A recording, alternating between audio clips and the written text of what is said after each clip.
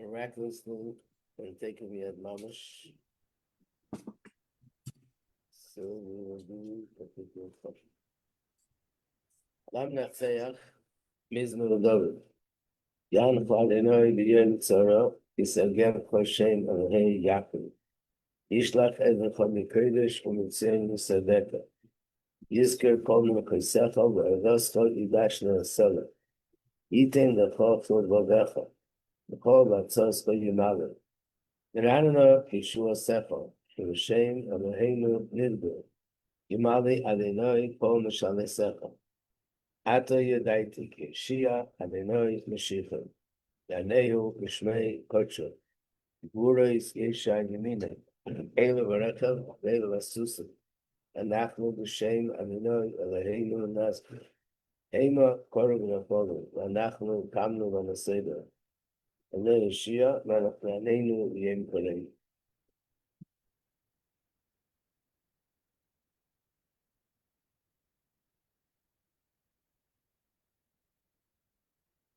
Okay, we finished the minor, so today I want to do a review.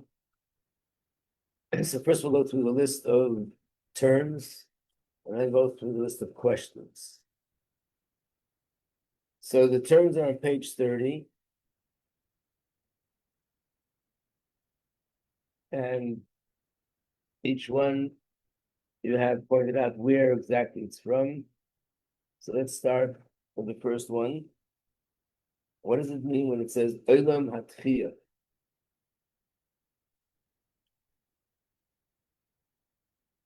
What? The world of resurrection. Right. So even though the term is the world of resurrection, but it means the world in the era of resurrection. In other words, this is the highest point in the era of Mashiach, when there'll be Tchias HaMesim.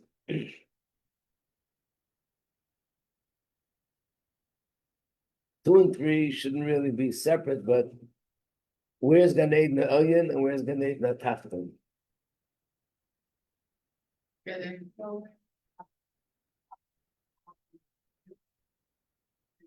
Oh, what did you say, Shali? Yeah. So one is the lower Gan Eden and one is the higher Gan Eden. You might find a mimer that'll say the lower Gan Eden is in the world of Yetzirah. The higher Gan Eden is the world of Bria. But I also mentioned in the mimer that actually there are good morning, infinite levels of Gan Eden, which means in every world, in every realm, there's higher and lower. So it's not just two departments, but in every world, even in this world, Yitzira, the Gan Eden, Gan Eden Tachton.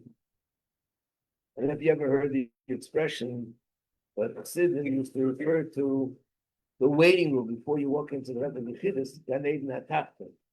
When you walk into the Rebbe's room, that was called Gan Eden Elyon, the higher Gan Eden.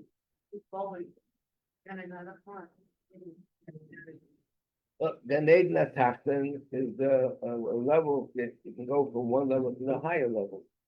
So they're also waiting in the Rebbe's room, meaning as you're preparing, that Gan Eden Tachton. When you actually go in, that's Gan Eden Elyon.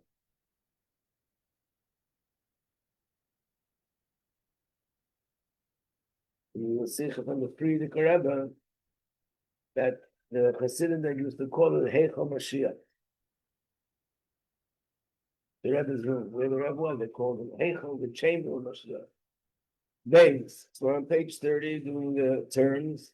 Beis is Nahar Dinur. Anyone remember what that is? Which river it is? Where is it located? In the east and the west?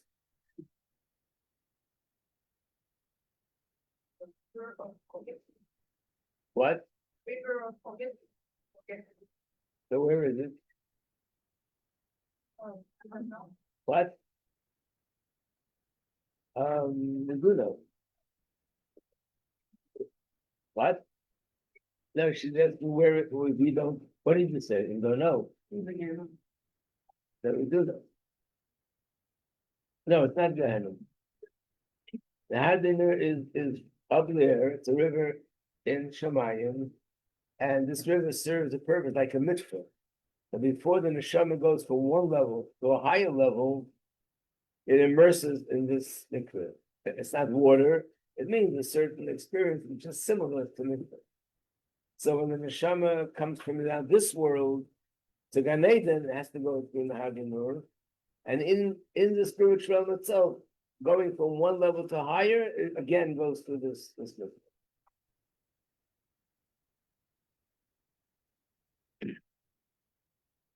I think you can compare it to Yom Kippur.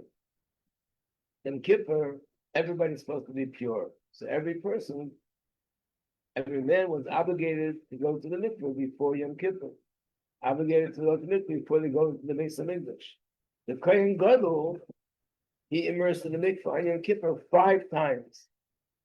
If you did it once, what do you need to do it another time and another time and another time? So clearly, every time he immersed in the mikveh, it was because now he was going to go to rise to a higher level. And the next time to a higher level, and so on and so forth. Number 2, what is chizui, the high alma?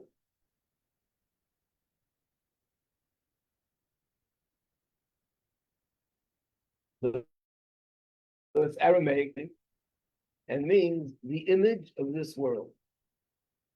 Remember we said that why does the neshama have to go to this mikveh, so to speak? It's a process that makes the neshama forget what this world looks like. Otherwise, it would never be able to enter that world. And we explained in class that the difference between this world and that world is so vast that you can't just make the regular change. You have to sort of totally let go of the previous existence to be able to enter a new kind of existence. This is a muscle that even in learning, the same thing applies. When a person from Zera went to the learning in Bavel to Eretz Yisrael, because it was such a vast difference and distance between this level of learning and that level of learning, he had to forget. Not he forgot what he learned Torah. Remember we spoke about he forgot the way of learning of Babel, so he can adjust to the new way of learning of Eretz Yisrael. After we finished the class, I thought of another example, which I once heard, that when they first came out with the train, that was one of the biggest conditions, that you go into a train and the train takes you somewhere and there aren't any horses that are pulling the train. And all the wagon drivers were panicking with their business. And now they won't be in business anymore. But still, the whole thing was shocking to them. How could it be that there's something that moves and there are no horses? One day they heard that the train is going to be passing by their city. All the wagon drivers came running to watch and really see if it's really true. And sure enough, they see this big train coming and drives through the city, and they see it actually goes without any horses drawing the train. So one of the wagon drivers says, "Don't worry, I'm telling you, underneath there's little horses that are pulling." In other words, there's a certain mentality, especially by a simple person, that there's no way a thing could run by itself. So when you see it running by itself, there must be a little horse that's making it move. Same thing also, when a person when you realize that there's something called electricity and there's other forces in the world that you can't see them with the physical eyes, even if I don't know exactly how electricity works, but now I can accept the idea that something, I could be sitting here and remotely I can make something happen there, because I don't have to know how it works, I just know that it exists. If someone who doesn't know that such a system even exists can't understand, how could you be here and make something move there? There must be a long rope somewhere from my room to the other country, and somehow that rope it doesn't need a rope. That understanding that it's not limited in that way is a whole new way of thinking. So every level that you rise to is less limited than the level before. So the level of understanding, the kind of understanding is totally different. So the neshama has to go through a process where it lets go, it forgets this way of looking at things, this way of understanding that everything in the world has a little horse. Rabbi, I think maybe this was in the tefillah class, every morning, wake up in the morning, we make a bracha, and the bracha is, thank you Hashem, that we stand upright. So it has the technical meaning, we thank Hashem that my back is healthy and I can stand upright. The Hasidic interpretation is that the difference between humans and animals are that animals walk on four legs, but they're always looking down. Humans go on two legs, so we can also look up, meaning animals only see the earth. Humans see the earth and they also see the heaven. So the difference between a human being and an animal can't relate to anything else except for earth, eating, sleeping, drinking, water, earth, air, fire, whatever is physical and tangible.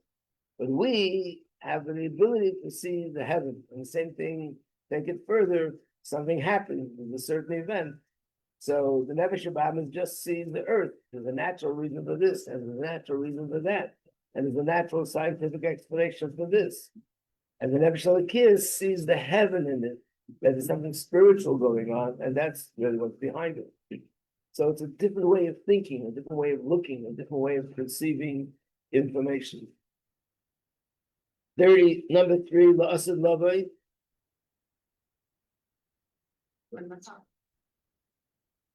Generally speaking, it refers to the time of the Mashiach comes. Yeah.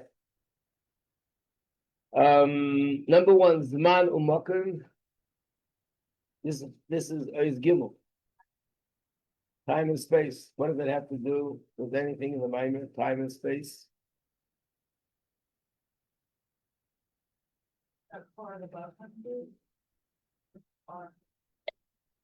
Right. I also want to add that in Tanya that when we say the world is limited by definition, what does limited mean? Limited by time and space.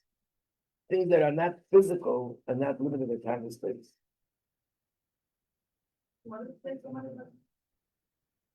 No, the definition of limitation is time and space. Anything which is limited in time, if it's in the Gashmi, the order, it's limited by time and space. If it's not something so physical.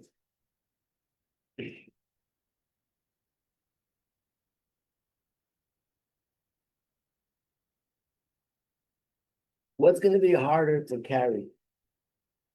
A bag of 500 pennies or a check of $500,000? Right. How could $500,000 be easier to carry than 500 pennies?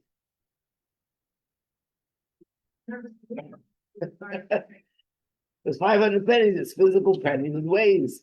This bill or this check is $500,000. It's worth $500. It's something not physical. And therefore, it could be 500,000, it could be $1 million, it could be 10 million. There's no weight to it. It doesn't limit me. So that's the way it's with everything. That the more Gashmi something is, the more limited it is. And the more it's not Gashmi then it's less limited. Number 2 and 3 is the part in the bracket that we skip, so I'll skip it over here. Number 1 and number 2 in Ois Dalet. Yeshri Oyel Bali Asakim. What do these two terms mean? Right. Yeshri Oyel means those that sit in the tents. But it's alluding to the pasuk in the Chumash where it says Yaakov was sitting in the tents, meaning the tents of Torah. So a person whose life, his occupation in life is learning, whether this is a person who is a teacher of Torah, whether he's a student of Torah learning all day, whether he's any other position, but if his occupation is not business but learning Torah, he's called Yeshvei Oyel. Bali Asakim means people that are in the Parnasa world, whether he has a business, whether he runs a store, whether he just works on a job. But if he's not, his occupation is not Torah, his occupation is something else, he's called a Bal Esek. Are you aware of any other 2 ways that these 2 people could be classified? Something related to the Shvatim, to the tribes? Who?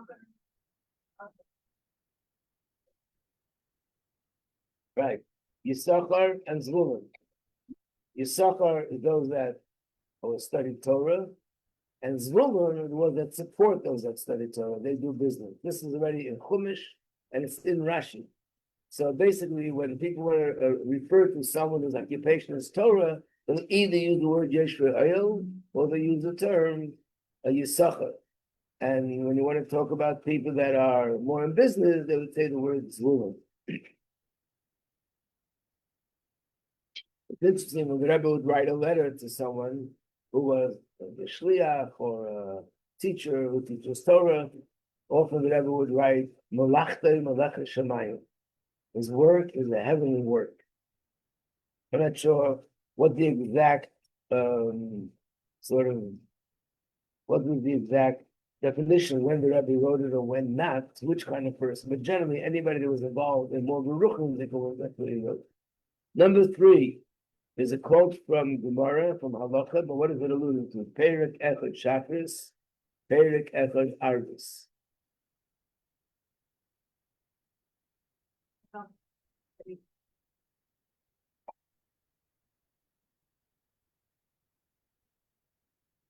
I heard the end of it. How do you start your sentence? Oh, man's obligation. That would just, I would change it to the minimum obligation. A man's obligation is to study Torah as much as he can, as much as he has free time. And the Gemara says even someone who has very little time on his hands could also fulfill the mitzvah of learning Torah by learning one chapter only in the morning and one chapter learning Torah at night.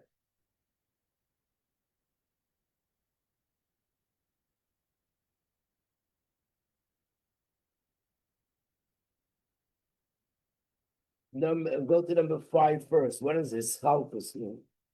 The very common word comes up a lot. Anybody?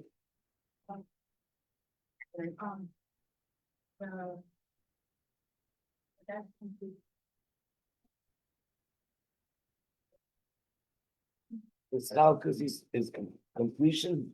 No, the opposite. The opposite. Can I explain the opposite? Separation. Separation. So chalkus means separation, things that are separate and divided. Number 4 is l'mayla mischalkus. What does that mean?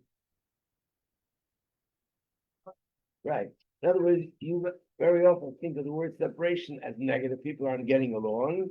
And the right way is when they're all together. But here we mean something different. That there's certain things, those things that are finite are made up of parts. There's chalkus. Let's say $100. Not really $100. There's a single dollar, and 100 of those single dollars is $100. And the dollar is not a dollar either. There's a value of a penny. And if you have 100 pennies, you have $100.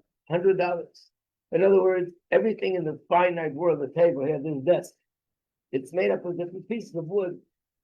That's for the desk. It's not really an entity in its own right. It's little particles come together. And when science explains, everything is made up of different particles. Because finite means there are different parts that altogether make up one thing.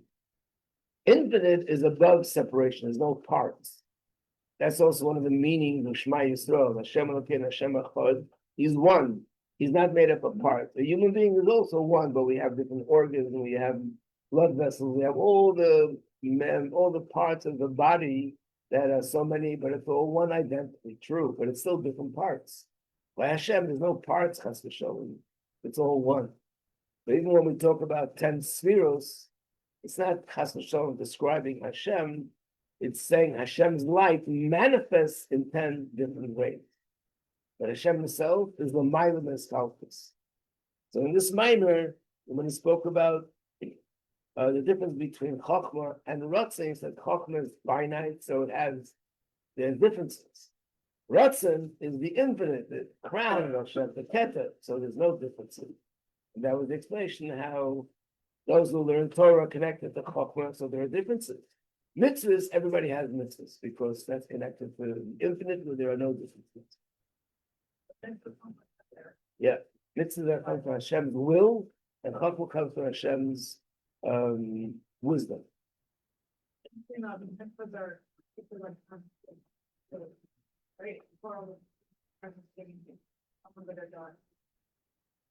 Well, that's also one of the points that brought out that after that which is the lowest, limited in time and space, and it's physical, it comes from the highest. It's like the guf and the neshama. The guf is more limited than the neshama, but at the same time, the guf's source is higher than the neshama. What? Infinite? Limited? Mugabal. Is the counterpart of the compass, balance? No, the counterpart is chalk, number 5, which is chalkus, is number 4. The minor is chalkus. Well, it depends on what context you're using it. Shleimus. So, again, when you're using it in the context that this chalkus is something, let's say, meaning division, then the opposite would be shleimus, that it's complete, it's one.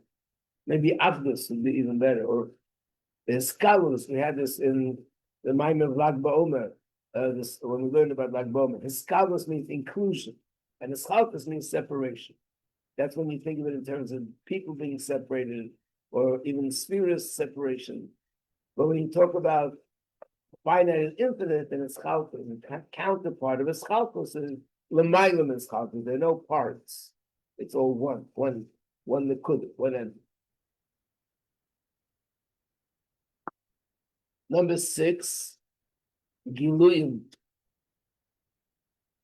When you have the word Giluyim, what does it generally mean? Really, I should have put the counterpart to Giluyim also. The counterpart to Giluyim is Etzem. So does that help? What is the difference between Giluyim and Etzem? Etzem or Atmos? Etzem means the essence, and Giluyim means, yes, manifestation, revelation, the light.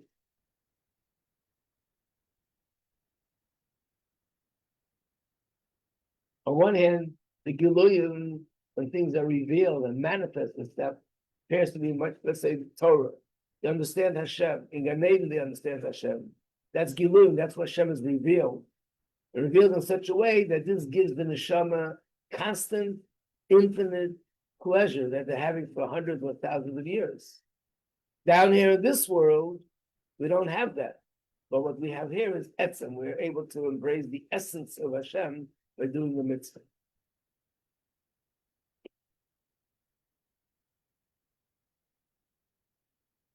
Number 7, we didn't really go into it in detail. It's a complicated subject.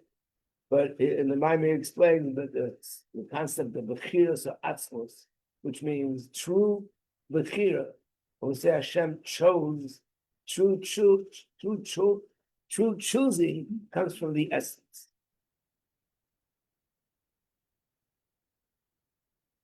Choosing comes from the.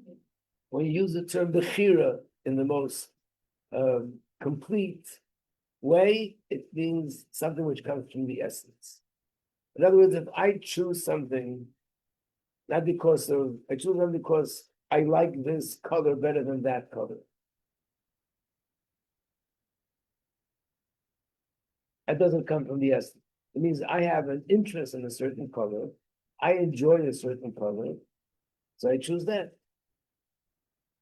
But the Bechira is usually something when you're talking about the real Bechira means that the only reason why I want this is because my essence is drawn to it, not my interest in colors, my interest in the music, my interest in intellect, my interest in feelings. These are all gilulim. These are not the essence of the person. These are things that manifest. What's the essence?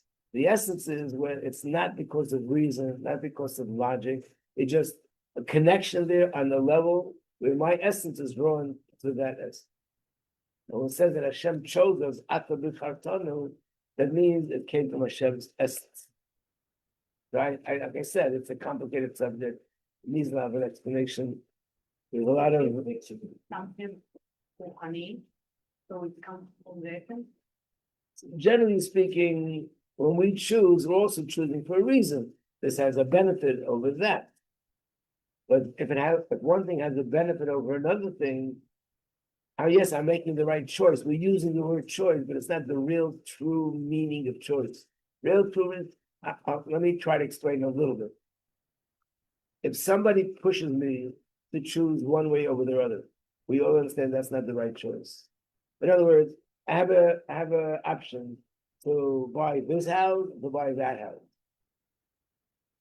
And then someone pushes me, whether it's the person who's selling the house, or it's my spouse or my children, say we want this house. And because of the pressure, I choose it. Is that real choice? No. No. If someone chooses to do an Avera because someone else is pressuring them to do the Avera, is that a real choice? In other words, I make the choice, but it's not a real choice because it's not really, I wouldn't choose it, but they're pressuring me. So anything that comes because there's something else that's sort of pushing me to do this, I can't say it's a real pure, doing it a pure choice. So therefore, let's say, I remember once I had a student's parents came here, and the father and the mother were very different. The mother grew up in California in very quiet place. Where was that? Diego. San Diego. And the father grew up somewhere in here in the Bronx. And the mother said, I can't wait to get home. This place is so noisy, and the cars and the beeping and the sirens, I can't take it. And the husband goes, I love it over here. It's so alive and things are happening. Obviously, he enjoys this, she enjoys that. So if you have to make a decision where to live, and I decide I want to live in a very quiet place, that means there's something in me that I enjoy quiet. So of course I'm going to choose a quiet place. It's almost like before you even choose, I can tell you what you're going to choose. If I can be able to look into your psyche and figure out what kind of personality, or I can tell you in advance what you're going to choose. So there's something in me that's pushing me. So Chassidus says that's not pure choice. I'm choosing it because there's a certain inclination to this kind of thing. So what's pure choice? Pure choice is when I'm choosing between two things. There's the two things they're exactly identical. There's one is not different than the other. There's nothing in me that's pulling me to this side more than to that side. But for whatever reason, there's something in me that just attracts me to this. That choice is coming from my essence. In Gashmis, we hardly have an example of that. The only example we can perhaps think of is a parent who's drawn to their child. That comes from the essence. It's not because the child is cute, and not because the child is smart, and not because the child has this advantage or that. It's an essential connection. When we talk about Hashem, that he chose, that it means he chose it because of himself. This was his choice. He wasn't compelled by anything to choose. So it says in especially Tanya, famous chapter 49, that the main area where this expresses is the fact that Hashem chooses the guf even more than the neshama. So the guf is from the essence. Okay, number one, and hey, there's only one there thing. Gadol Talmud Shambevi Maisa. What is that quote about? That's a question about the. Yeah. There's some favorite world is kind of typo. Is that part of? Yes, that's an example. Yeah. So it's different than like my for something.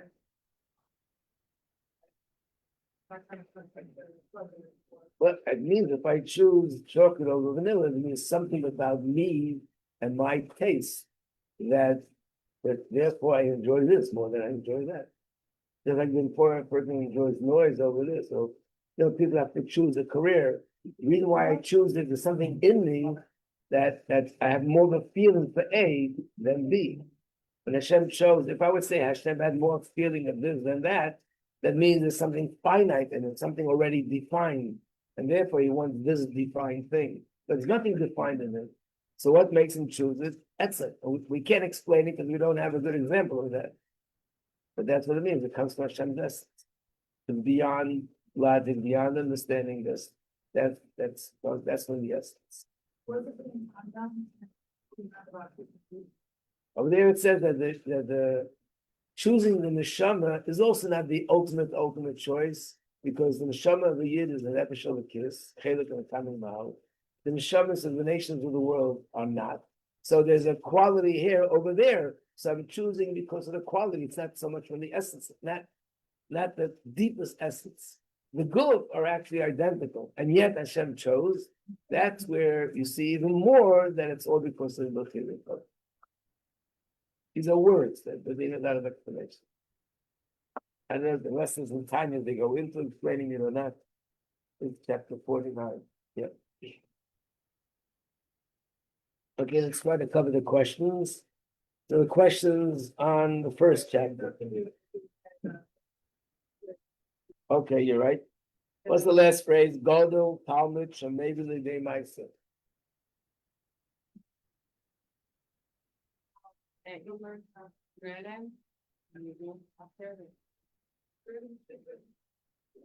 What? Right, what was the first word? Is Godel. Right, if you remember, we said it was a debate. Which is greater, Torah or mitzvahs? And then they voted on it, and they all agreed Torah is greater because Torah leads to mitzvahs. Which means even when we're talking about how Torah is greater, it's also because it leads to mitzvahs. Okay, Aleph. In general, when you see the word Olam Haba, what is it referring to? I'll give you a hint. It could be three things. Which thing? Page 28. What? One could be Chisa Mason. The days of Mashiach before Chisa Mason. What's the third?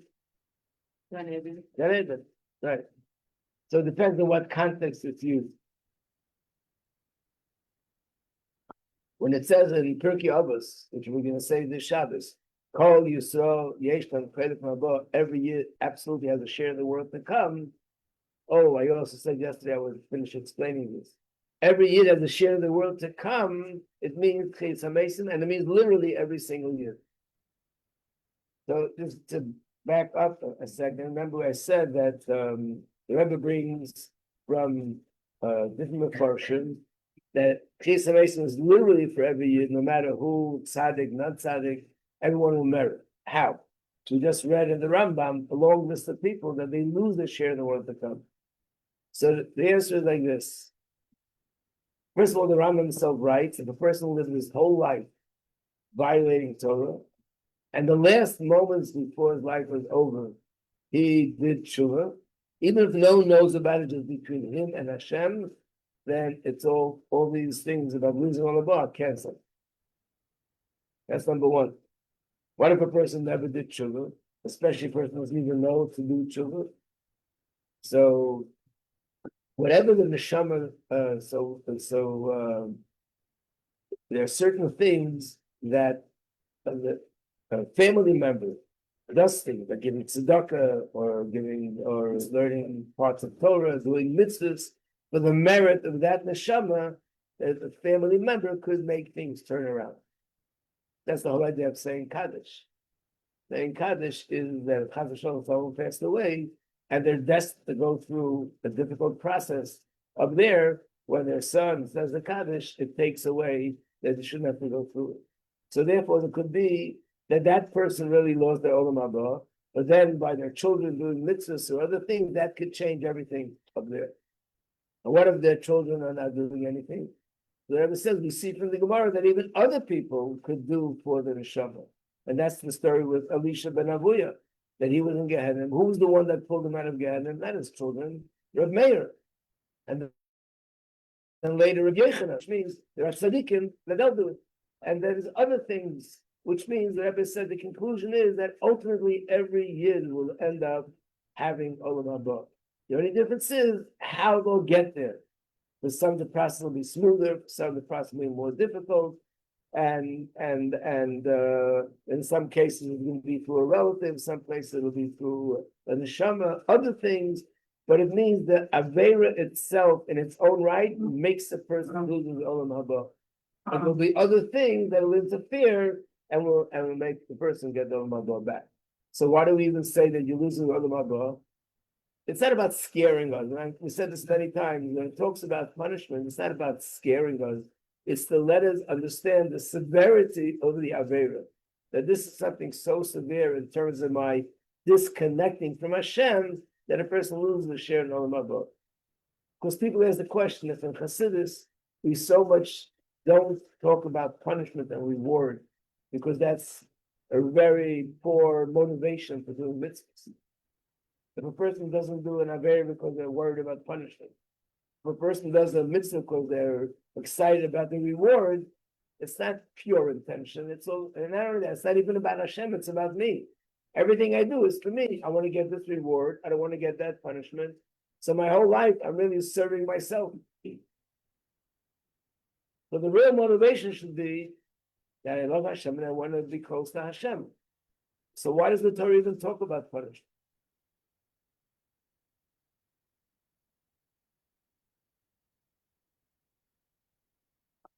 I often get a question, does Chabad even believe that there's such thing as a punishment in Torah? I say, of course it's in Torah, it's in the Shema. It's one of the 13 principles of belief. We don't use it as a motivation. So if you don't use it as a motivation, then why is it even talked about in the Torah? Because they do really, like Yirat Shamayim. If we all Yirat Shamayim means fear of Hashem. This is I'm fear of getting, my finger shouldn't hurt. It's not about Shamayim. okay. They used to make a joke. There was a guy living in their town who is 7 feet tall. And he said he's the biggest Yirat Shamayim in the city. Because if the Shamayim ever falls down, it's going to hit his head first. If you translate Yirat Shamayim literally, it means fear of heaven. It's a spiritual fear. It's not a fear of punishment. So there's two answers. One answer is the Torah is for everybody. So even people that are not motivated by more spiritual things, so the Torah says, but you should know, it's like a child. You can't explain to the child why it's important to do the homework. You can't walk over to a child and say, don't stick your finger into the plug, because I want to explain you how electricity works.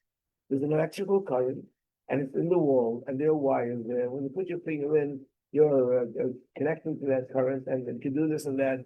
He doesn't know what in the world you're talking about. He's only 1 year old. And sometimes the only way to stop him from doing something dangerous is you slap him on his hand, then he knows, touch this, slap. So he doesn't do it. You run into the street where the cars are, get a slap, so he doesn't do it. Or you at least you tell him he'll get a slap. But if you start explaining to him medically what's wrong, you wouldn't know what you're talking about. So same thing with us, adults. There's certain people that can't relate to, or they're not ready to relate to things that are more spiritual. So the Torah says that. But there's a deeper reason. Because even in Tanya, which is so much not into this, there's an entire chapter in Tanya, chapter 8, talks about Gehenna and different kinds of Gehenna. What are they doing in Tanya? And the answer is, it's not as a motivation not to do something wrong. Knowing the punishment is a way of gauging, a way of measuring how severe the disconnect from Hashem is. That's the point. Sorry. Okay, so No. when it says that there's a certain punishment, and for this there's a worse punishment, and for that there's a worse punishment, it helps me understand that I don't want to be disconnected from Hashem, and the punishment is a way of measuring to what extent I'm disconnecting from Hashem. This is a bigger disconnect, and this is a deeper disconnect. That's what it means. So I want to say, Mazel Tov to all the Bas Mitzvah girls. I heard it was a very beautiful event, Yeah. and they bring a big bracha for the mitzvahs you do that. You know, when you get Bas Mitzvah, it's a hurricane comes. Yeah. That's present. No, it's a boat comes. It's a husband there from the start.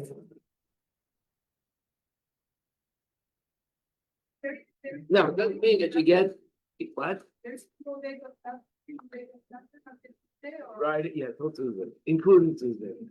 Yeah.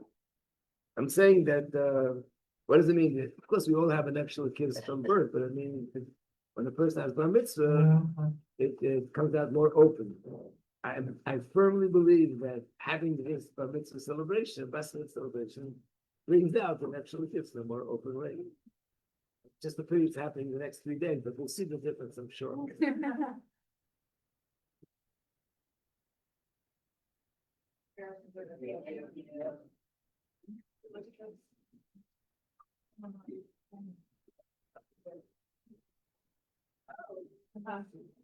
Like English. Not even they don't have sex like they're immature from those things. That's right. Yeah, makes sense. If you like hear what someone talking English, then you're like, I can't say that. Sometimes hard to think about it. Right. And Hebrew also at times. Yeah, let's Hebrew is just one line, you know, like that's how I want it. That's funny.